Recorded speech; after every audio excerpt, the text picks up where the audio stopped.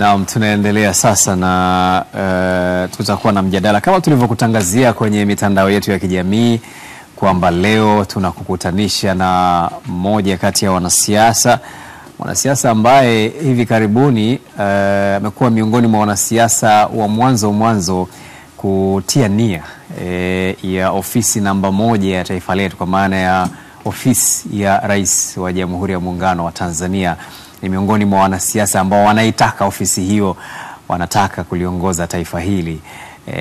Ametia nia kupitia chama cha NLD, moja kati ya vyama vikongwe hapa nchini, miongoni mwa vyama ambavyo vimekuwepo kwa muda mrefu.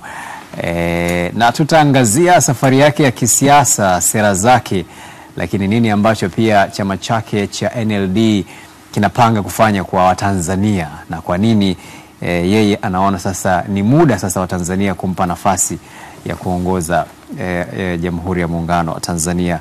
Na si mwingine ni Doyo Hassan Doyo, ambaye tunaye hapa katika studio zetu, ambaye pia ni katibu mkuu wa chama cha NLD. Karibu sana Doyo Hassan Doyo. Shukrani sana. Tunafurahi sana kuwa na wewe kwenye matangazo yetu. Nimefurahi sana pia na mimi kualikwa studio kubwa katika nchi yetu. Ni studio ambayo kimsingi inapendeza na inafanya mambo makubwa sana katika taifa letu. Kwa hiyo na mimi nimefurahi sana kuwa hapa. Naam. Karibu sana. Asante sana. Moja kati ya habari kubwa ni ambayo tumeiona baada ya wewe kuita waandishi wa habari na kuzungumza na kutangaza nia ndani ya NLD. Lakini hebu turudi nyuma kidogo. Wewe ulikuwa ADC. Naam. Na ulikuwa katibu mkuu. Baadaye ukatia nia ya kugombea uwenyekiti wa ADC. Ukashindwa ule uchaguzi kwa tofauti ya kura, nafikiri kwa kama 51 hivi. Haukubaki ADC, ukaamua kuhamia NLD. Kwanza tuanzie hapo. Kwa nini ulikihama chama chako cha ADC baada ya kushindwa uchaguzi ule? Kwanza sikuhama baada ya kushindwa, bali baada ya uchaguzi ule viongozi waandamizi wa chama cha NLD walinishauri niungane na NLD. Akiwemo mwenyekiti na katibu mkuu ambaye ni mzee Tozi Matwanga. Na ili ufahamu kwamba sikuhama ADC kwa sababu ya uchaguzi, mimi nilifungua kesi Mahakama Kuu ya kupinga matokeo ya uchaguzi kutokana na taratibu zilizofanyika pale ambazo hazikuridhisha. Miongoni mwa taratibu ambazo hazikuridhisha ni namna ya uchaguzi ambavyo umeendeshwa na kamati ya uchaguzi. Miongoni mwa wajumbe wa kamati ya uchaguzi, miongoni mwa walikuwa ni wagombea wa nafasi mbalimbali ndani ya chama. Kwa hiyo mimi nilipinga mwanzoni kabisa kwamba wale ambao wanagombea kama mimi wasishiriki uchaguzi, kwa sababu mimi nilikuwa katibu mkuu pale.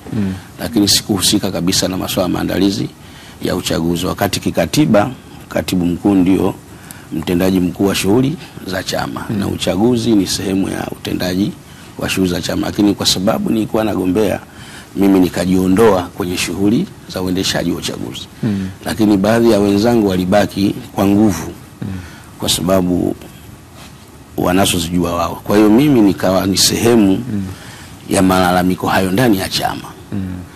Lakini ukaendelea na mchakato mpaka mwisho. Nikamaliza mchakato, nikaenda mpaka kwenye uchaguzi. Sasa baada ya uchaguzi, kutokana na malalamiko ya nyuma nikafungua kesi kwenye chama kwa mujibu wa kanuni.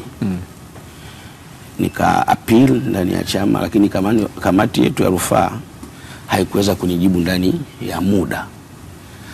Mimi kwa jitihada za kuhakikisha kwamba nabaki ndani ya chama na tunabaki wamoja, nikaambia mimi nafungua kesi mahakamani. Nikafungua kesi Mahakama Kuu ya kupinga matokeo yale kwa sababu niliona hayakwenda sawa. Wakati niko mahakamani ndio nikashauriwa sasa na hao viongozi kwamba hakuna haja ya kufanya kesi, sisi kama NLD tunahitaji huduma yako, uje utusaidie baadhi ya mambo katika chama chetu. Nikashauriana na washauri wangu, tukashauriana, tukaenda kufuta kesi Mahakama Kuu. Lakini nimefuta kesi Mahakama Kuu kwa mapenzi makubwa kabisa ya chama cha ADC. Kipindi kile tunaelekea kwenye uchaguzi wa serikali za mitaa. kitendo cha kuwa na uchaguzi wenu wa ADC kwa Juni mwaka jana. Kwa hiyo nikaona kitendo cha kuendelea na kesi mahakamani kwa chama ambacho nimekitumikia katika kipindi cha miaka 12 nikaona nitakidhulumu haki nyingi sana. Itakuwa wako bize na mahakama wakati huo wanajiandaa na uchaguzi wa serikali za mitaa. Kwa hiyo nikaiandikia mahakama hizo sababu, mahakama kuu, kwamba mimi naondoa kesi mahakamani kwa sababu ADC inakwenda katika uchaguzi wa serikali za mitaa. Na mimi ni sehemu ya watu waliokijenga hicho chama. Na iomba mahakama iweze kuondoa hii kesi kwa ajili ya kuwapa nafasi chama changu. Kipindi kile sijajiunga na chama chochote. Chama changu kwa ajili ya kufanya harakati za uchaguzi. Kwa hiyo mahakama kuu ikaona zile sababu zangu ni za msingi sana. Kwa tarehe 29 mwezi wa 9 wakaiondoa ile kesi mahakamani. Kwa hiyo nimetaka niweke sawa kwamba sikuhama kwa sababu ya matokeo, bali nimehama kutokana nilivyoshauriwa na wenzangu, lakini pia nikaona umuhimu wa kuendelea na kesi kwa sababu nimeshashauriwa kujiunga na chama cha NLD. Nikaona ni vitu vya msingi. Maana yake ungefanikiwa kushinda nafasi ile uliokuwa unagombea ya mwenyekiti wa chama. Bado ungehama chama hicho. Sasa na wale NLD wasingekuja kwa sababu ni mwenyekiti. Na ADC ulikuwa katibu mkuu na ulisema katika nafasi ile ulikuwa zaidi unapokea maelekezo na kutekeleza. Lakini NLD ni nafasi hiyo hiyo ambayo upo ya katibu mkuu. Ndio. Nini ambacho kimebadilika? Kilichobadilika ni nafasi ambayo unayo ina uhuru wa kufanya kile ambacho kipo ndani ya katiba. Pale ADC sitaki kuzungumzia sana. Ulikuwa huwezi kufanya baadhi ya mambo ambayo yanakuruhusu kikatiba kutokana na aina ya uongozi ambao tulikuwa nao pale. Lakini nafasi ni hiyo hiyo. Nafasi ni hiyo hiyo, lakini ukisoma katiba ya chama, katibu mkuu ni mtendaji mkuu wa shughuli za chama. Lakini kuna mikono inaingia pale ambayo kimsingi sitaki ni hadisia hapa, inazuia usiwe huru katika utendaji wa zile kazi. Sasa tofauti ya NLD, kila mtu anafanya kazi katika eneo lake kwa mujibu wa taratibu zilizopo. Kwa hiyo kuna nafasi kubwa ya kuweza kutanua wigo wa ufanyaji wa kazi za kisiasa katika chama cha NLD. Naam. Katika kipindi kisichofika mwaka mmoja, maana kipindi kama hichi mwaka jana ulikuwa ADC. Katika kipindi kifupi tu tayari ukaingia kwenye uchaguzi ADC, mambo hayakwenda kama ulivyotarajia. Ukatoka ADC ukahamia NLD. Katika kipindi kifupi tayari ukapewa nafasi ya ukatibu mkuu wa chama hicho ulichohamia. Katika kipindi kifupi tayari juzi tumesikia kwamba umetangaza nia ya kugombea urais wa Jamhuri ya Muungano wa Tanzania kupitia chama hicho ambacho umekihamia majuzi. Sasa katika kipindi kifupi kama hiki tayari umekuwa katika nafasi kama hizo. Kwa nini Watanzania wasio na wasiwasi kuhusu namna ambavyo tunaendesha vyama vyetu hivi? Kwa sababu kuna hoja ya kwamba umepata saa ngapi utulivu wa kukaa na kutafakari na kujifunza na kuona sasa kwamba unaweza ukaziendea nafasi kubwa hizo unazozitaka. Acha kwanza wasiwe na wasiwasi, kwa sababu hivi vyama ni njia za kuweza kufikia malengo ya uongozi. Na swali kama hilo nataka nilijibu kwa kupitia mifano.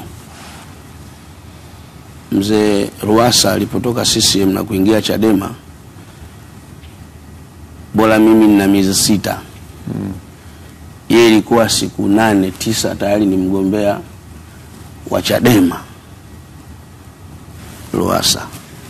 Kwa hiyo unaona ni namna gani ambavyo swali hilo linajibika kirahisi kwamba lakini hata wakati ule kuna watu walikuwa na wasiwasi kuhusu hilo na hawakukubaliana pia na jambo hilo. Lakini alipata kura nyingi sana. Alipata kura milioni 6, kitu ambacho tokea tuanze kuendesha hivi vyama vya siasa hakuna mgombea ambaye aliwahi kupata kura nyingi kama Edward Lowassa. Kwa hiyo hao walikuwa na wasiwasi ni wapi? Kwa sababu wameshindana na marehemu Magufuli, Mwenyezi Mungu aweke mahala pema, wote wale ni marehemu. Walipishana kwa kura milioni 2 tu, kitu ambacho haijawahi kutokea katika chaguzi ambazo zimewahi kufanyika nchini. Kwa hiyo watu kusema au kujadili, huo ndio uhai wenyewe wa jambo.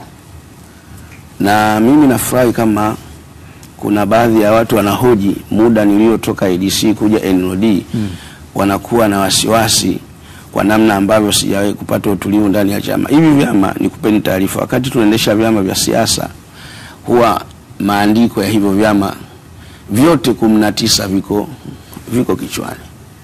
CCM unayo katiba yake, unayo kanuni zake na sheria zake.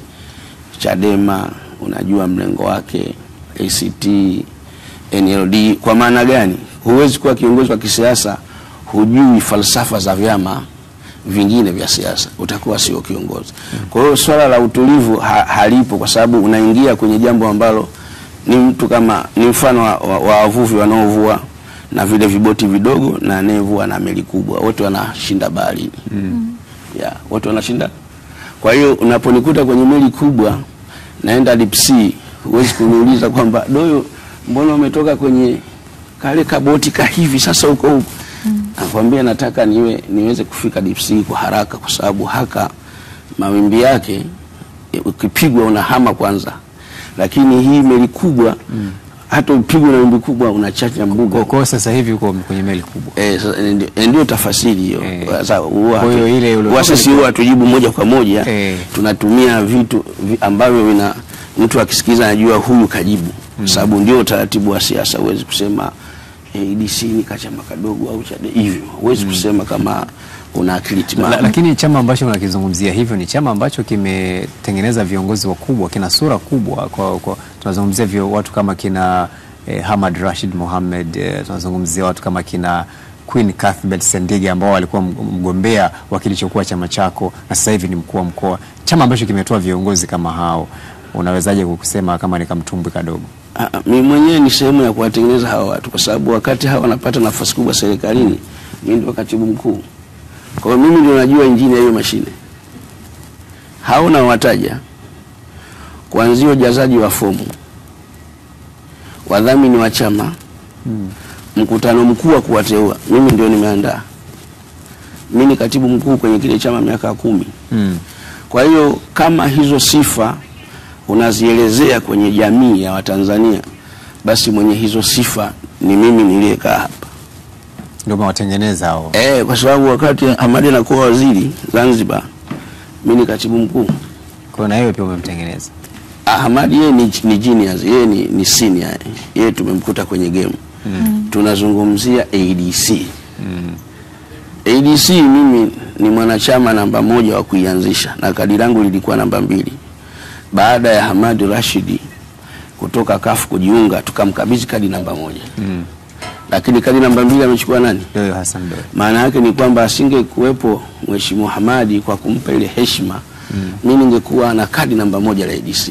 Kwa hiyo tunapoizungumzia ADC hapa studio, heshima yote inayopatikana kwenye ile chama, mimi ni sehemu kwa 100%, kwa sababu kuanzia uanzishwaji, idea zake, kutunga kanuni, katiba lakini wanachama wake walikunyima uwenyekiti, hawakutambua heshima hiyo. Swala la wanachama ndio maana tulilalamika kwenda sehemu tofauti, kamati ya rufaa, kwa sababu ya vurugu mechi ambazo kimsingi sipendelei kuzizungumza sana, kwa sababu sikuwahi kuzizungumza kwa kuweka heshima yangu na heshima ya wenzangu.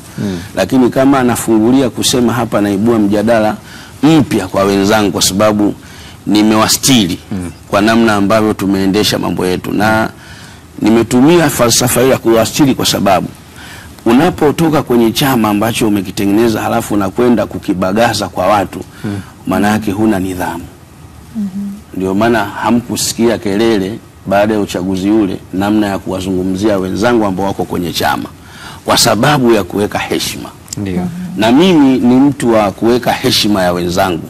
Siwezi kufanya siasa na kumbagaza kiongozi mwenzangu, Hamad Rashid yuko hivi, sijui Saidi Miraji yuko hivi. Heshima hiyo mimi sina. Kwa hiyo sasa huu mjadala nadhani ufike sehemu turidhike, ili tuendelee na mambo mengine, kwa sababu ili ujue kwamba wanachama hawakuninyima. Mimi ni mgombea ambaye niliondolewa kwenye nafasi za maandalizi, lakini nimepata kura 70. Lakini system nzima ya ndani ya uchaguzi, namna ambayo ilikuwa nalalamikia, ulimbeba mgombea mwingine. Sasa tukianza kuyasema hayo tena mtaibua mjadala kwamba tumeenda kusema studio na nini. Ndio maana nakuta haya maswali na yatengenezea maarifa yaweze kuondoka. Sawa, tumejenga msingi ili tujue ulikotoka na sasa tuende unakoelekea. Na jambo kubwa sasa ni safari yako ya kutaka urais wa Jamhuri ya Muungano wa Tanzania. Na niwakumbushe tu watazamaji wetu kwamba miongoni mwa wanasiasa ambao wameshatia nia, wapo wanasiasa ambao tayari yupo mwanasiasa ambaye tayari ni mgombea ambaye amethibitishwa na chama chake, ni mmoja tu, rais wa sasa Dr. Samia Suluhu Hassan. Chama cha Mapinduzi tayari kimeshafanya maamuzi kupitia chombo kikubwa kabisa cha maamuzi ndani ya chama hicho, kwa maana ya mkutano mkuu wa Chama cha Mapinduzi ambao ulimuidhinisha Dr. Samia Suluhu Hassan, mwenyekiti wake, na Dr. Hussein Ali Mwinyi, rais wa Zanzibar na makamu wa mwenyekiti wa chama hicho kwa upande wa Zanzibar, kuwa wagombea katika nafasi hizo mbili, nafasi ya rais wa Jamhuri ya Muungano wa Tanzania na nafasi ya rais wa Serikali ya Mapinduzi Zanzibar. Vyama vingine sasa hivi viko katika hatua za kutangaza nia na kuanza michakato ya kupitisha wagombea. Moja kati ya wanasiasa ambao wametangaza kuwania nafasi hiyo ni Dorothy Mankasemu ambaye ni kiongozi wa ACT Wazalendo. Ametangaza nia ya kuwania nafasi ya urais wa Jamhuri ya Muungano wa Tanzania. Kama chama chake cha ACT Wazalendo kitampitisha, atakuwa basi ni miongoni mwa wanasiasa hao. Mwanasiasa mwingine ni Doyo Hassan Doyo ambaye tuko naye hapa, miongoni mwa wanasiasa hao ambao tayari pia wametangaza nia ya kuwania urais wa Jamhuri ya Muungano wa Tanzania. Lakini pia wapo wanasiasa wengine ambao wametangaza kwa upande wa kule Zanzibar, akiwemo Masud Othman ambaye naye pia ametangaza kuwania urais wa Zanzibar kupitia ACT Wazalendo. Sasa hili la safari ya urais wa Jamhuri ya Muungano wa Tanzania, wewe ni mwanasiasa na bila shaka yoyote, kama unautaka urais, unaona kwamba rais aliyeko hivi sasa, unadhani wewe unaweza kufanya vizuri zaidi. Unadhani ni katika maeneo gani ambayo unaona rais aliyeko hivi sasa hatakiwi kuendelea, badala yake Watanzania wakupe nafasi wewe katika nafasi hiyo? Cha kwanza nimshukuru Mwenyezi Mungu kwa hili la kutangaza nia ya kugombea nafasi kubwa katika nchi yetu, na niwashukuru nyinyi kwa kunialika hapa studio kuelezea baadhi ya mambo ambayo naona hayajakaa sawa katika maono yangu. Na kimsingi nchi yetu ni ya demokrasia. Kwa hiyo tunapotangaza nia, hatuna maana kwamba aliyopo hatoshi. Tunatangaza nia kwa sababu mfumo wa nchi yetu unaruhusu hilo tukio. Hili la kwanza mlifahamu kama waandishi. Lakini demokrasia pia inaruhusu kutangaza nia. Sio lazima demokrasia haikulazimishi utangaze nia. Kwa hiyo kama hakuna sababu ya kufanya hivyo. Sababu ya kufanya hivyo, mimi kimsingi nimeona baadhi ya mambo hayajafanywa kazi kwa kiwango kikubwa sana. Jambo ambalo nimelitangaza kwa Watanzania, la kwanza kabisa ni swala la ajira. Nimeona swala la ajira, na bahati nzuri tumelifanyia utafiti. Tuna vijana wetu kwenye chama pale ambao wana taaluma nzuri ya kuona solution yake ni nini. Sisi katika chama chetu tuna kauli mbiu yetu inasema uzalendo, haki na maendeleo. Hii ni kauli mbiu ambayo imeasisiwa kwa ajili ya kuhakikisha, inatuchagiza kwa ajili ya mapambano ya kuhakikisha Watanzania wanapata maendeleo. Kwa hiyo cha kwanza, nchi yetu imekosa ufumbuzi wa swala la ajira. Swala la ajira limekuwa ni tatizo kubwa katika nchi, ambalo nimeona nikiwa rais wa Jamhuri ya Muungano wa Tanzania naenda kulishughulikia kwa kiwango kikubwa sana. Lakini swala la pili ambalo nimeliainisha kwa Watanzania ni swala la elimu. Elimu ambayo naizungumzia sio elimu hii ambayo Watanzania wanaifahamu ya watoto kwenda darasa la kwanza mpaka la saba mpaka form 4, form 4 mpaka chuo. Hiyo elimu ipo na sasa imevuka viwango. Mimi elimu ninayozungumzia ni elimu tija. Elimu tija ni elimu ambayo ukimpa Mtanzania akitoka huko shule anakwenda katika soko la ajira. Elimu ambayo haimrudishi VETA mtu aliyokuwa na master's degree. Ndiyo elimu niliyozungumzia katika vipaumbele vyangu ambavyo nimeviweka pale. Lakini pia nimeweka kilimo na ufugaji. Kilimo na ufugaji nimeona ni vipaumbele ambavyo naweza nikavishughulikia ili kuliondoa taifa letu katika hali ya umaskini, lakini pia kuwasaidia wananchi wengi ambao wanaishi vijijini, kwamba endapo utawekeza katika sekta ya kilimo, serikali ikaweka mambo yake vizuri, Watanzania wengi hutawakuta mjini. Utawakuta katika mashamba wanafanya biashara huko. Mfano, ukienda Mbeya, wakazi wengi wa Mbeya ni wakulima wa viazi na wakulima wa mchele na wakulima wa baadhi ya mazao kama pareto na mambo mengine, kwa sababu kuna mazingira mazuri mkoa wa Mbeya watu kwenda kujiajiri katika sekta ya kilimo, na ni mkoa ambao wakazi wake asilimia kubwa wana uchumi wa kutosha wa kawaida, yani wana uchumi ambao unazunguka.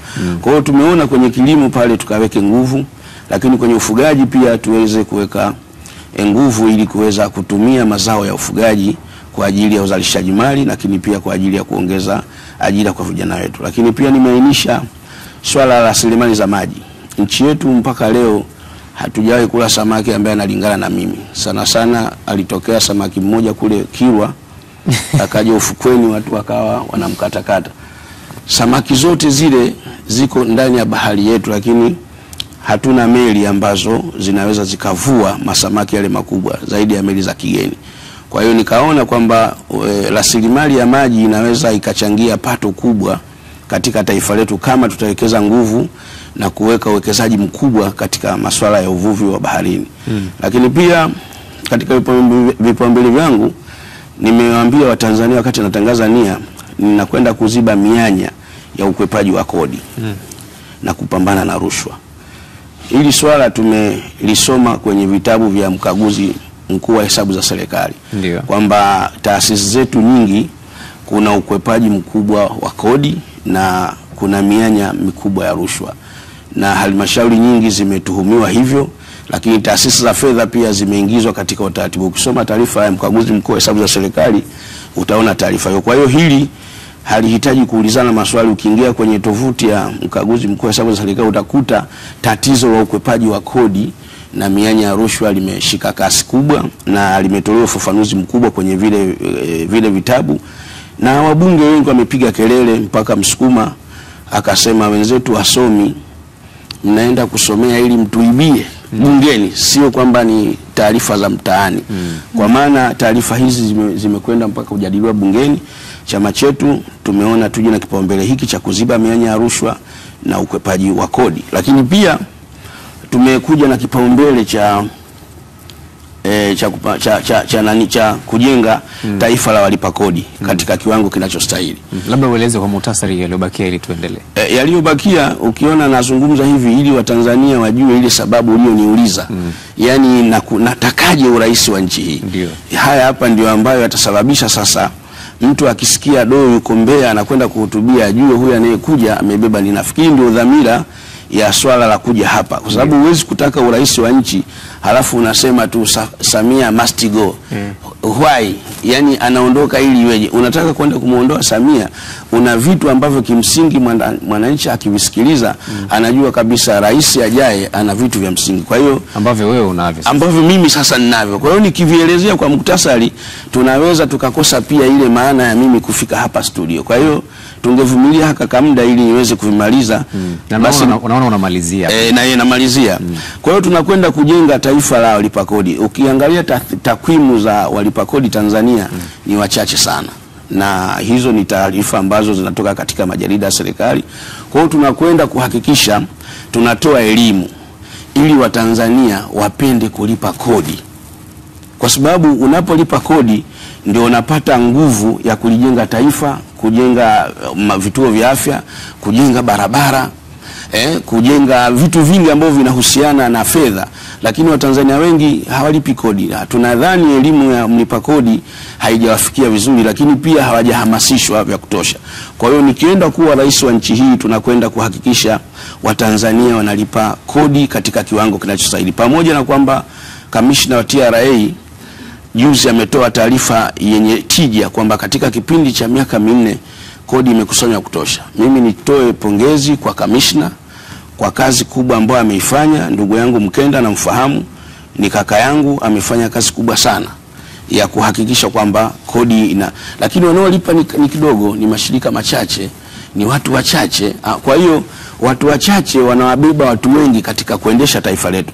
Sasa mimi nikiwa rais, tutashirikiana na huyu kamishna mwadilifu na mweledi ambaye anakusanya pesa nyingi kuhakikisha tunajenga taifa la walipa kodi wengi. Lakini pia tunakwenda kuongeza jitihada kwa watoto wa kike kupata elimu teknolojia.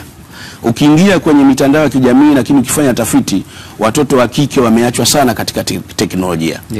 Vijana wa kiume unawakuta wengine wana makampuni ya kukopeshwa. Tuna kijana mmoja anaishi Uingereza lakini Mtanzania, ana kampuni ambayo inaitwa Nala. Application Benjamin Fernando.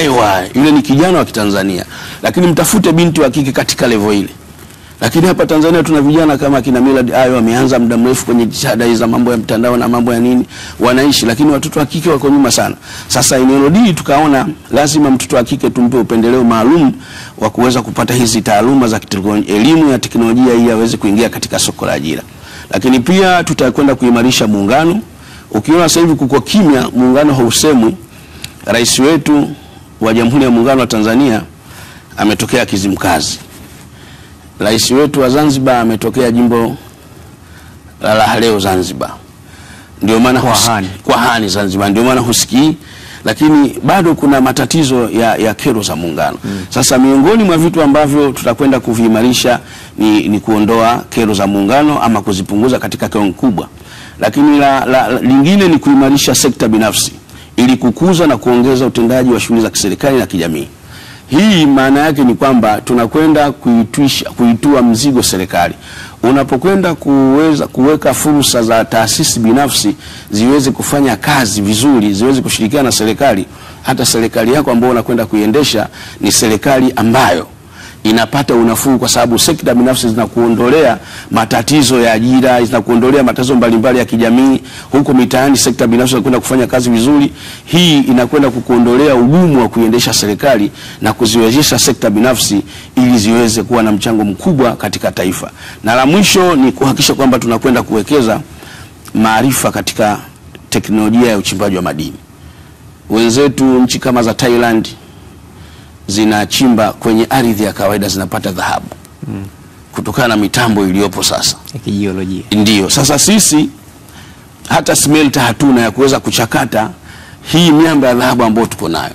Maana yake taifa kama Tanzania kukosa mtambo wa uchenjuaji wa dhahabu, maana yake huu ni mtihani mkubwa. Sasa nikiwa rais, wachimbaji wa Tanzania kwanza tunakwenda kuwawezesha mitaji, lakini pia tunakwenda kuwanunulia au serikali itakwenda kuwekeza katika mitambo ya kuchenjua ili waweze kupata unafuu wa kuweza kupata dhahabu kwa haraka na kuongeza pato la taifa. Hivi ni baadhi ya vipaumbele 10 ambavyo nimeviainisha katika falsafa ya uzalendo, haki na maendeleo mwaka 2025.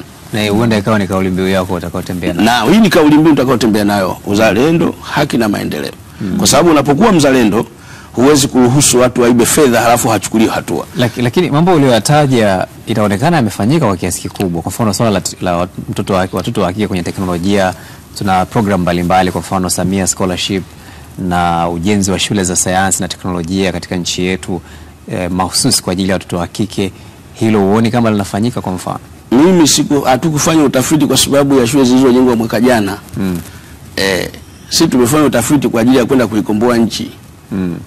Sasa fikiria tunapozungumzia hizi programu za Mheshimiwa Samia zina miaka mingapi katika taifa. Sasa si hatukufanya utafiti wa kumvizia Samia. Tumefanya utafiti wa kinchi kwamba ili mtoto wa kike aweze kukomboa lazima kuwe na mpango madhubuti. Hii imetokea kuwa huruma ya Mheshimiwa Rais. Tena tumpongeze kwamba ameona kuna shida ya mtoto wa kike. Sasa yeye anaenda kwenye mwelekeo huu. Sasa sisi hatuwezi kuingilia mipango yake. Sisi tunakwenda kama taasisi ya kisiasa, tukipata serikali tuna mipango gani ya kumuondoa mtoto wa kike katika hayo ambayo Mheshimiwa Samia ameona, ajenge shule Manyara, ajenge shule nyingine Dodoma, shule nyingine Mbeya.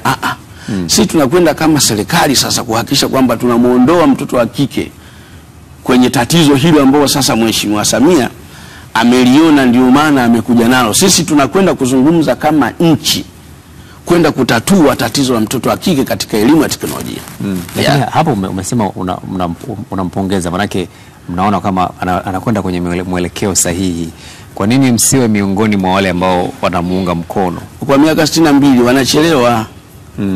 Ndio maana tunakuja hivi. Yaani hizi program ungeziuliza hapa tungepata hata masaa matatu ya kueleza namna ambavyo tumejipanga kwenda kutatua masuala haya ya watoto wa kike kupata elimu waweze kuingia katika mtanange wa soko la ajira. Mikakati yenu ni ipi ambayo itakuwa tofauti? Mikakati yetu na hichi ambacho tunakiona, kwa sababu tunaona mambo uliyoeleza ni mambo ambayo ni yale yapo yanafanyika na kila mwaka zinakuwa ni sera hizo. Mkakati wetu wa kwanza ni kuhakikisha kwamba tunapunguza mimba za utotoni kwa watoto wa kike. Tutafanyaje? Ni sheria, ni kuweka sheria madhubuti ambazo zitawalinda, kwa sababu mtoto wa kike wa taifa hili ulinzi wake mpaka anapambana kufikia elimu ya juu ni mdogo sana. Yaani bado wana changamoto kubwa ya mateso kufikia malengo yao. Sisi kama chama tukipata serikali tunakwenda kuweka sheria ngumu sana. Kuna sheria gani ngumu zaidi ya kwenda jela miaka 30 kwa unayempa mimba? Hiyo sio sheria. Kwa sababu sheria unapomweka mtu miaka 30 huko amzalisha mtoto wako huku ina make sense. Tunakwenda kutengeneza sheria, mtu akisikia ana mtoto wa mwanafunzi akisikia anakimbia anaondoka. Unataka nitaje hapa? Kisha kimbia sasa ndio mtoto anakosa baba na huyo anaachwa peke yake. Sasa wakati huo wanapungua, lakini unapomfunga miaka 30 afu kashakuzalisha mtoto. Kwa hiyo cha kwanza tunakwenda kuhakikisha kwamba mtoto wa kike analindwa na anapata fursa ya kusoma. Na tunapunguzaje hizo mimba za utotoni? Tunapunguza mimba za utotoni kwa sababu tunakwenda kumrahisishia mtoto wa kike kuweza kupata elimu. Na hata ukisoma mapendekezo ya dira ya taifa yanataka watu wasiongezeke kuwa wengi kwa sababu ya mipango ya kiuchumi.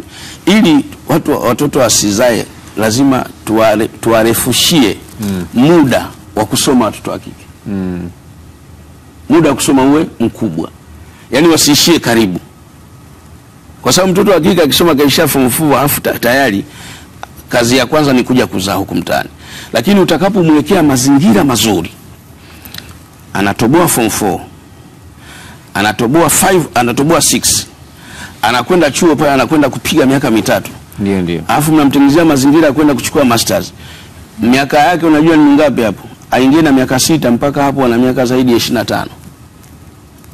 Sasa ukiwafanya watoto wa kike wafikie miaka 25 hadi 28, maana yake hata akija huku mtaani kuzaa kwake hawezi kuzaa watoto 4 5, maana tayari ameshakuwa na umri mkubwa. Atazaa mtoto mmoja, atazaa 2. Kwa hiyo tumempunguzia mtoto wa kike kuzaa watoto wengi kwa kutumia mipango ya kumuendeleza, sio kwa kumpa vidonge vya kunywa ili asizae. Ili uweze kutekeleza yote haya unayoyasema, inahitaji mchakato wa uchaguzi ili sasa wewe uweze kufanikiwa kuingia madarakani na kutekeleza mambo hayo.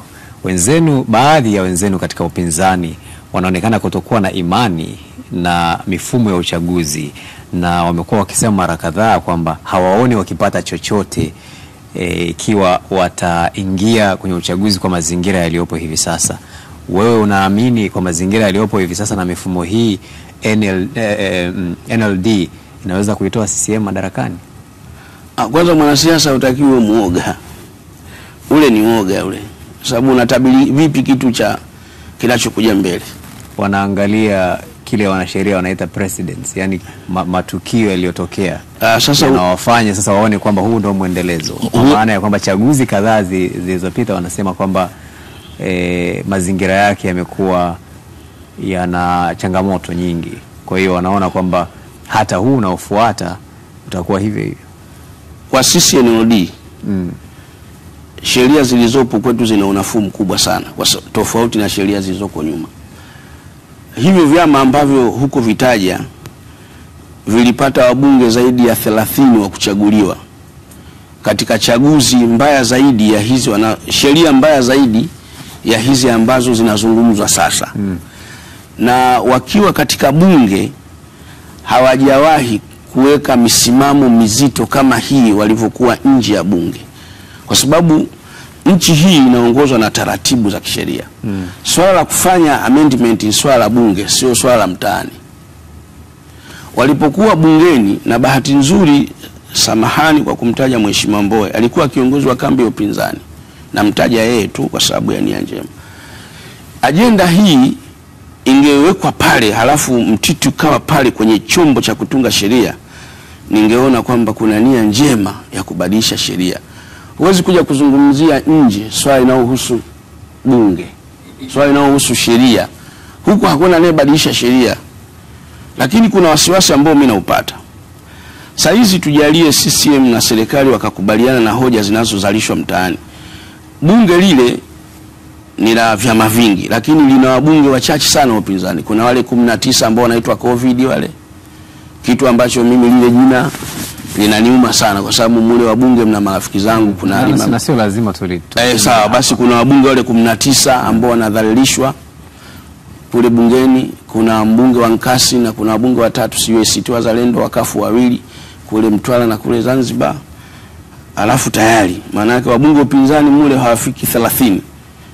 Bunge lile unataka kulazimisha tukafanye reform katika bunge ambalo imani yangu ni bunge la nchi na vyama vingi, lakini misimamo ya lile bunge hawezi kwenda kukiathiri chama chao, kwa sababu kuna caucus ya bunge nakaa kabla ya mjadala. Lakini wewe unakubaliana na hoja kwamba kuna haja ya mageuzi hayo, yanahitajika, hizo reforms zinahitajika? Reforms zinafanyika kidogo kidogo. Nataka nikupeni mfano ambao wengine wanaweza wasiuelewe, lakini nyinyi mtauelewa. Mimi ni Muislamu. Imani yangu inaniambia Qur'ani imeshuka kidogo kidogo. Leo inashuka aya hii, kesho inashuka aya hii, kesho kutwa aya zinashuka kutokana na matukio. Na Qur'ani imeshuka katika kipindi cha miaka 25. Na utume wa Muhammad ni miaka 45. Miaka 45 ndiye anakuwa mtume, na amekufa na miaka 63. Maana yake ametumikia zile aya kwa miaka 20. Sasa wewe unatakaje reform zifanyike zote kwa zile unazoona kichwani mwako kwa wakati mmoja, wakati hata Muumba katika vitabu vyake vya dini ameshusha aya kutokana na mahitaji? Reform zimefanyika na Chadema wameshiriki, na wataja. Tulikuwa kwenye vikao vya tume. Na ulikuwepo? Ndio, mimi nilikuwepo wakati huo, niko ADC. Tulikuwa nao kwenye vikao vingi vya mabadiliko ya sheria, na walikuja na hoja. Tatizo wanakuja na hoja Chadema, wanakuja na hoja kitabu kizima hivi zaidi ya kurasa 100. Wanaziwasilisha kwenye tukio. Huwezi kuchukua taarifa zisizopungua 20 au 30 zifanywe mabadiliko uondoke nazo. Hicho kitu hakiwezekani. Lakini unafanyaje hayo mabadiliko? Yaani unakuja na kitabu kizima kimejaa, ukiondoka choni kimebadilishwa. Hakuna hizo taratibu. Sasa wao wanakuwa kwa serious wanafanya utafiti kuliko nyinyi. Sisi tulikwenda na hoja chache ambazo zimefanikiwa. Cha kwanza tulisema kwamba wasimamizi wa uchaguzi wasio watendaji wa kata na wakurugenzi, ambayo pia Chadema hiyo hoja walikuja nayo. Lakini tukasema wafungwa waandikishwe. Ambapo sasa hivi nini kimebadilika kwenye wasimamizi wa uchaguzi?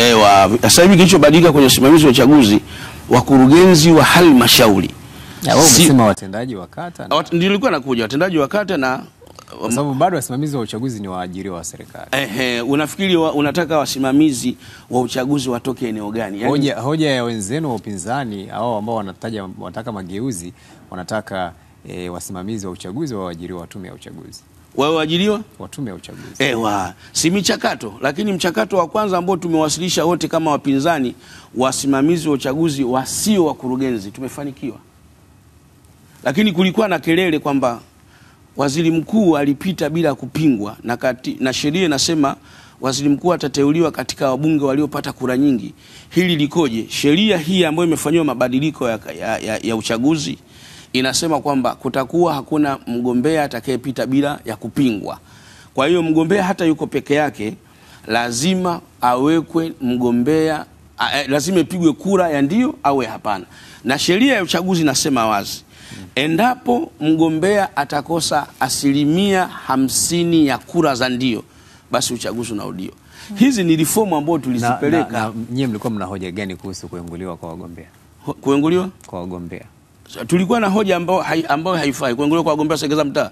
Wagombea tu kuenguliwa tu. Wagombea kuenguliwa kwenye wakiwa na kwenye mchakato ile kinyang'anyiro. Kwa sababu ile inaonekana pia ni jambo kubwa linalolalamikiwa kwamba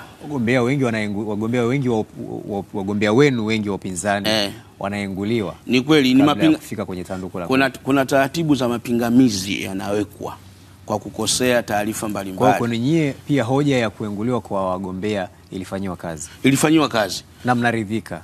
Uchaguzi si bado. Yaani iko hivi, labda niwaweke sawa. Tayari tushafanya uchaguzi wa serikali za mitaa. Uchaguzi umepita, tunazungumzia uchaguzi mkuu. Kwa sababu hayo mageuzi, hiyo mijadala ya mageuzi imeanza kabla ya uchaguzi wa serikali za mitaa. Kwa kipimo cha kwanza cha utekelezaji wa hayo mageuzi tunaanzia kwenye uchaguzi wa serikali za mitaa 2024. Yaani hapa muweke sawa.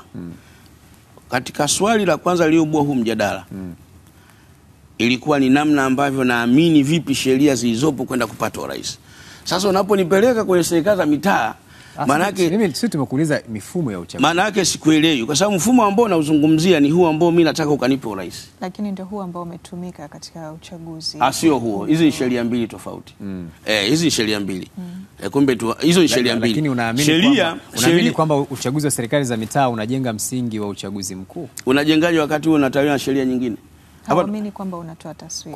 Kwa wewe havihusiani. Kama unatoa taswira, ngoja nikupeni siri, kwa sababu ni mjadala wa wazi na kila mtu anatizama. Vyama vyetu vyote vya upinzani katika uchaguzi uliopita, kabla ya kuenguliwa wagombea, tulikuwa na wagombea 38% nchi nzima. Kati ya 100%. Kabla hatujaenguliwa. Nataka mjenge hoja, ndugu zangu waandishi. Uchaguzi unatakiwa usimamishe vijiji vyote na vitongoji vyote nchi nzima. Upinzani wote tunaingia kwenye uchaguzi kabla ya mapingamizi. Tuna asilimia. Hapo hamjaenguliwa. Bado hatujaenguliwa.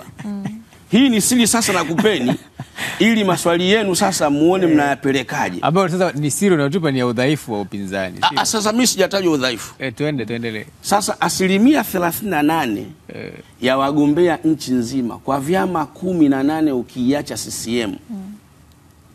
Tumeacha asilimia ngapi ziko huru? Changamoto ni kwa nini? Tumeacha asilimia 62. CCM alikuwa amepita bila ya kupingwa kwa asilimia 62. Sasa hiyo changamoto ni ya nani? Na bahati nzuri kabla ya uchaguzi Tundu Lissu alizungumza kukishutumu chama chake akiwa Iringa. Akiwa Iringa kwamba haiwezekani chama kishindwe kuweka wagombea akiwa kwenye mkutano. Sasa tusimzungumzie kwa sababu hana nafasi ya kujibu. Ndio naweka sawa. Kwa hiyo sasa tuzungumzie wewe, chama chako kilisimamisha wagombea wangapi? Chama changu kilisimamisha wagombea 1740 nchi nzima. Katika nafasi ambazo ziko ngapi? Ziko nyingi sana. Vijiji peke yake ni 12,000. Shida ni nini? Shida ni rasilimali fedha. Shida ni network ya vyama vya siasa. Kwa hiyo sasa wakati tunazungumza katika hao 1000 na walienguliwa wangapi? Walienguliwa wengi, lakini tulipambana wakabaki wagombea 750 nchi nzima. Maana karibu nusu lakini ukiangalia kabla ya kwenda kwenye matukio ya kuenguliwa ulikuwa na wangapi? Hii hoja hapa studio msikimbie, kwa sababu Watanzania wanaangalia. Sasa katika hiyo hoja 62, asilimia 62. Tuna taratibu. Sawa, asilimia 62 wenzetu walikuwa tayari hata kabla ya kutupiga. Katika hiyo hoja ya kwamba mlikuwa wachache. Kwa nini katika hao wachache bado tena? Kwa sababu sasa basi kungekuwa na ile hali ya kuangalia bana hawa watu hali yao tia maji. Sasa na mtu ambaye anacho kidogo, alafu kile kidogo ambacho anacho bado unamnyang'anya. Unajua sheria hatutupeleki kwenye huruma. Hii sio TFF na bodi ya ligi. Sheria. Kwa hiyo kilichofanyika nyie mnaona kwenu nyie mmetendewa haki. Mfano kanuni nasema upigiwe muhuri wa kata au watawi. Alafu mgombea akapigiwa muhuri wa wilaya. Unamuuliza kiongozi asema mimi sikuwa na hela ya muhuri wa tawi. Sasa wewe unakiri hata wagombea wako maana yake walifanya hivyo. Sasa kwa nini wafanye hivyo sasa? Wakati nimezungumza hapa shida nimekwambia rasilimali, ukauliza swali la pili. Kwa hiyo sasa unatakiwa rasilimali fedha tumeshatoka. Unatakiwa sasa uulize swali moja ukijibiwa ndio uje na nyingine ili uweze kupata. Sasa kwa sababu wewe mwenyewe pia unazungumza kimoja unaacha unaenda kingine. Mimi wewe umezungumza kuhusiana na kwamba mlikuwa na wagombea 1000 na wakafyekwa wakabaki 750 na wewe ukasema changamoto zipo kwenye mtu anaambiwa fanya hivi hafanyi. Maana yake ni kwamba hata wagombea wako kwa chama chako walifanya hivyo hivyo. Shida ni nini? Shida ni usimamizi. Sasa kwa nini kuwasimamia na wewe ni kiongozi? Nchi hii ni kubwa. Unamgombea Serengeti. Unamgombea Manyara. Unamgombea. Lakini ni kiongozi wa kitaifa. Na mimi nazungumza kitaifa sasa. Na hii kazi hafanyi katibu mkuu. Wanafanya viongozi wa matawi na kata. Maana kuwasimamia vizuri. Kusimamia vizuri mpaka wanasimama wanakuwa wagombea. Hii ni hatua kwamba niko huko kama kiongozi. Na ndio maana Kiera wanasimamisha wagombea. Rukwa wamesimamisha wagombea. Maana yake chaneli yangu imefika huko. Na katibu mkuu sio mimi hapa, ni ile taasisi. Kwa hiyo taasisi yangu imekwenda kufanya kazi huko ya kutafuta wagombea na wakasimama. Lakini uchaguzi huu sheria zake ni nyingine. Na uchaguzi huu sheria zake nyingine. Msingi wa kupata taswira ya ushindi wa serikali za mtaa kwamba ndio nani kushinda uchaguzi mkuu haviendani. Haviendani. Kwa wewe unaona haviendani wala havihusiani. Havihusiani. Hii ni sheria ya uchaguzi wa serikali za mtaa. Mwaka 2015 kulikuwa kuna muungano wa upinzani ambao ulijulikana kama Ukawa ukiunganisha vyama vinne, Chadema, NCCR Mageuzi, CUF pamoja na NLD ambao ni chama chako cha sasa. Wakati huo mwenyekiti akiwa ni Dr. Emmanuel Makaidi. Naam.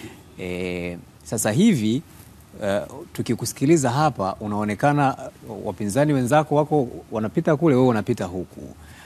Kwa nini huoni haja ya kushirikiana na wenzako kwenye upinzani na badala yake wewe unakuwa upande wa hoja ambazo wao wanakinzana nazo? Siasa ni mtazamo. Siasa ni dynamic. Hilo la kwanza. Lakini la pili, unapozungumza Ukawa, watu NLD wanaweza wakakuangulia kilio. NLD ni miongoni mwa vyama ambao vimeshirikiana na Chadema, CUF na NCCR Mageuzi.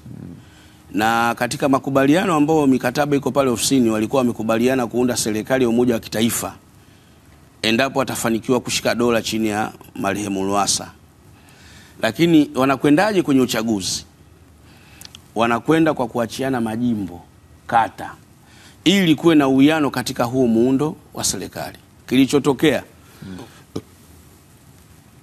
vyama vya CUF na Chadema waliweka wagombea sehemu ambazo NLD ina wagombea. Miongoni jimbo la mwenyekiti wetu mzee Makaidi pale Masasi walikuwepo wagombea wawili wa Chadema na wagombea wa CUF. Lakini CUF na walifanywa fix na Chadema. Jimbo la Segerea la Julius Mtatiro. Upinzani pale umeshindwa kwa kula 2500. Mtatiro ameongoza wakati huo yuko CUF. Lakini wa Chadema naye alipata kura nyingi sana. Kwa hiyo yule mgombea wa CCM amepata kura kwa sababu wagombea wawili wa upinzani wamegombana wenyewe. Maana yake hayo mashirikiano ambayo unayazungumza, NLD ni mhanga wa kudhulumiwa kwenye chaguzi zile za kudhulumiwa. Hao wa mkoa na nguvu kwenye maeneo mengi, kwa sababu sasa unakuwaje na nguvu wakati wewe wanasimamisha? Wewe umeachiwa kuangalia nani ana nguvu anaweza kushinda katika eneo hili. Kwenye Ukawa unapewa jimbo, halafu nguvu ya huo Ukawa inakuja kwenye jimbo la huyo aliyepangiwa kufanya siasa. Kwa nini mimi nina jimbo tena kasimama mwenyekiti wa chama taifa ambaye ndio kasaini makubaliano mnampelekea mgombea? Kwa hiyo hao unaosema ni wapinzani kwetu sisi wametudhulumu kwenye Ukawa. Lakini pia kumepatikana ruzuku iliyotokana na Ukawa. Kwenye makubaliano kulikuwa na makubaliano kwamba itakayopatikana ruzuku baada ya uchaguzi, sasa mmekosa. Tunazungumzia kukosa sasa. Lakini kuna sheria ya uchaguzi ya kwamba unapopata kura asilimia fulani za rais mnapata ruzuku. Asilimia 5. Ndio mnapata ruzuku. Na mkipata asilimia 5 za kura za wabunge mnapata wabunge viti maalum. Wote walichukua Chadema na CUF. Ruzuku kachukua ruzuku kachukua Chadema yote. Kwa nini? Kwa sababu mfumo wa utoaji wa ruzuku ya serikali unakwenda kwa yule mwenye kura ambaye ni Chadema. Wanaangalia vyama, sio muungano. Sasa NLD imepigwa kwenye ubunge na Ukawa. NLD inapigwa kwenye ruzuku na Ukawa. NLD inapigwa kwenye kura za rais na Ukawa. Leo unazungumziaje kwenda kushirikiana na watu ambao wamekupiga maeneo matatu? wangetuachia jimbo la Masasi. Wewe mnashirikiana na nani? Sisi hatushirikiani na mtu, tunakwenda kwenye uchaguzi kwenda kujipanga kupambana, kwa sababu mfumo wa vyama vingi umeletwa ili kwenda kupima hoja za kila mtu kutokana na idea alizokuwa nazo kwa ajili ya kuiongoza nchi. Sasa hapo awali ulisema kuna changamoto ya rasilimali fedha, na moja kati ya kitu ambacho kilisaidia katika kuungana ni kuwezeshana pia katika hilo. Bila shaka mpango wa sasa ukoje kwenu, hasa kuongeza nguvu yenu ya rasilimali fedha? Mpango wa sasa, nashukuru kwa swali hilo.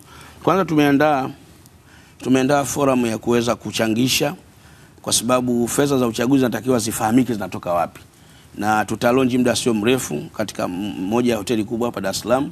Lakini pia tuna harakati ambazo tunazifanya za kutafuta fedha huku na huku, na tumepanga bajeti yetu ya uchaguzi mkuu kama chama ni shilingi bilioni 5. Hiyo ndio ambao sasa tunakwenda kuitafuta, kwa sababu uchaguzi ni mwezi wa 10. Hii miezi 5-6 inaweza ikatusaidia kufikia malengo yetu kuelekea kwenye uchaguzi tukiwa na nguvu binafsi. Kwa hiyo sisi kama chama tumejipanga kibajeti, tumejipanga kisaikolojia kwenda kwenye uchaguzi tukiwa tumejiimarisha. Na niweke sawa, uchaguzi huu sisi tunakwenda kufanya vizuri sana, kwa sababu hoja zetu zimekaa vizuri, na hatuendi kuwaambia Watanzania kwa kuwafokea. Tunakwenda kuwaomba ridhaa kwamba tuna mambo mazuri ambayo tunataka tuwafanyie Watanzania, tunaomba mtuchague. Kwa hiyo tumejipanga kirasilimali fedha, lakini tumejipanga pia kisaikolojia, lakini tumejipanga kimtandao kwenye chama. Katika mchakato umetia nia, lakini kuna kuwa na mchakato wa chama.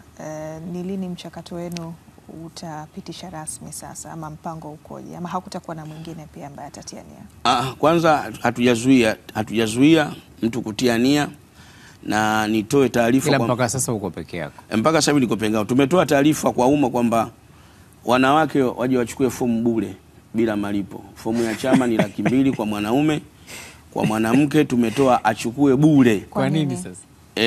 Ni katika lengo lile lile la kumsaidia mtoto wa kike au mwanamke kuweza kwenda katika nafasi za maamuzi bila vikwazo. Kwa hiyo sisi tumeshaamua hilo. Na ni fomu zote ama ni fomu ya udiwani, ubunge, urais wa Zanzibar na urais wa Muungano? Zote aje achukue fomu. Kwa hiyo nafasi, kuna mtu ameshawalipia ndio bure tu. Chama kinagharamia, kwa sababu mtoto wa kike lazima umpe favor ili ajione kwamba ni special. Hauoni hilo litazuia hata ushindani kwa yule ambaye atapita kupitia utaratibu huo? Sisi tuna utaratibu kabisa, akija mwanamke kugombea nafasi ya urais, hata mimi naweza nika give up kwa lengo la kuhakikisha mwanamke anapewa kipaumbele kwenye chama. Mimi hapa niliyetia nia. Ni kwa sababu ya uwezo Doyo, au ni kwa sababu tu ni mwanamke? Kwa sababu ya uwezo. Na mwanamke anayetaka urais anaweza kama mwanamke tu. Ni mwanamke ambaye amejiandaa kama na tumbo kama Samia. Ni mwanamke haswa ambaye anatakiwa aje. Yaani tunapozungumzia urais ni swala la kitaasisi, ni swala kubwa. Sasa huyo mwanamke akija, sisi tunampa fomu hii bila malipo, kwa sababu ya kumpa favor aweze kujiona kwamba kuna special ndani yake, kwa ajili ya kuhakikisha kwamba mwanamke anapata nafasi. Kwa hiyo sisi tumejipanga hivyo. Kwa hiyo nafasi bado zipo, watangaze nia wengine. Mchakato wetu ni tarehe 10 mwezi wa 4. Tunakwenda kufanya mkutano mkuu pale Lamado Hoteli, tumeshafanya booking pale.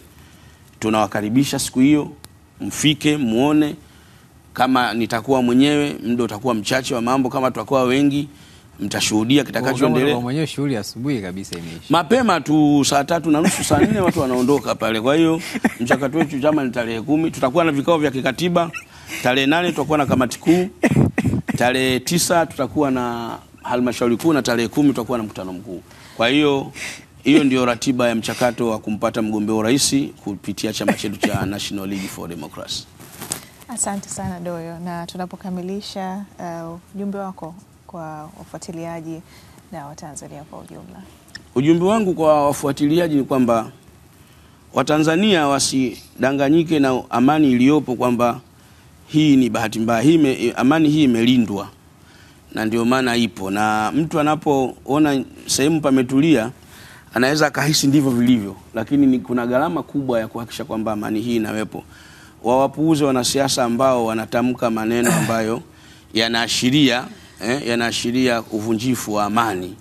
Mimi nawaomba Watanzania watufuatilie, watu ambao tunazungumza masuala ya nchi katika utulivu, tunazungumza masuala ya nchi bila kuweka hamasa ya kuweza kuvuruga amani iliyopo. Na waomba wa Tanzania wadumishe amani, lakini kwa siku mbili hizi zilizobaki katika mkoa wa Dar es Salaam wajiandikishe kwa mimi, kwa sababu mimi nahitaji kupigiwa kura. Sasa usipojiandikisha maana yake huwezi kumpata rais.